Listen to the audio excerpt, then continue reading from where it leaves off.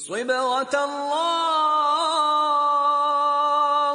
ومن أحسن من الله صبغة ونحن له عابدون۔ اعوذ باللہ من الشیطان الرجیم، بسم اللہ الرحمن الرحیم۔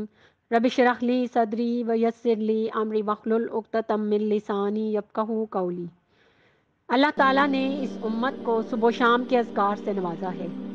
اگر آپ صدق کو دل سے پڑھتے ہیں اور سچائی والا معاملہ کرتے ہیں تو انشاءاللہ تعالیٰ جب تک آپ پڑھ رہے ہیں آپ خیر پر ہیں، اگرچہ آپ پر مصائب کیوں نہ آئیں۔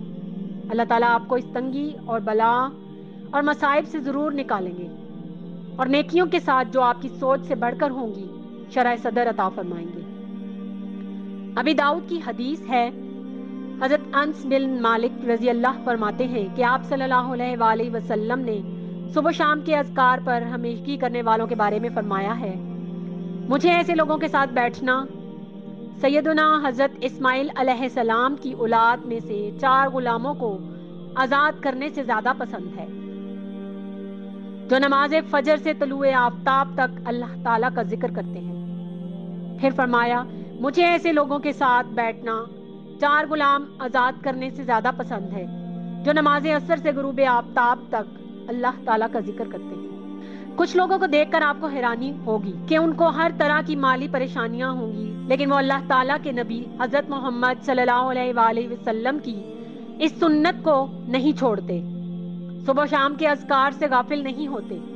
ایسے لوگوں کو آپ شرح صدر اور یقین والا پائیں گے، اور اللہ تعالیٰ کے علاوہ کوئی معبود برحق نہیں کہ جس پر دنیا تنگ ہو اور اہل و عیال کی پریشانی ہو، مصائب و الام ہو، اس نے صبح و شام کا اذکار کو لازم پکڑا تو اللہ تعالیٰ اس کے لیے کوئی نہ کوئی راستہ ضرور نکال دیتے ہیں یا شرح صدر عطا فرماتے ہیں۔ اور یہ وہی یقین ہے کہ جس کے ذریعے درجات بلند اور گناہ مٹا دیے جاتے ہیں، اور اللہ تعالیٰ مومن مردوں اور عورتوں سے راضی ہو جاتے ہیں۔ صبح و شام کے اذکار یا جو دوسرے اذکار ہیں سب ناگہانی آفات کے لیے ہوتے ہیں۔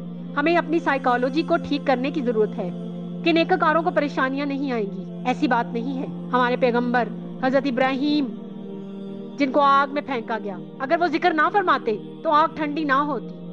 حضرت یونس علیہ السلام مچھلی کے پیٹ سے نکالے نہ جاتے۔ اللہ تعالیٰ فرماتے ہیں اگر حضرت یونس اللہ تعالیٰ سے بخشش طلب نہ کرتے تو وہی مچھلی کا پیٹ آپ علیہ السلام کی قبر بن جاتی اور قیامت کے دن اٹھائے جاتے۔ اللہ تعالیٰ مجھے اور آپ کو ان اذکار پر ہمیشگی کرنے کی توفیق عطا فرمائے اور ہماری طرف آنے والے ہر شر کو خیر میں بدل دے۔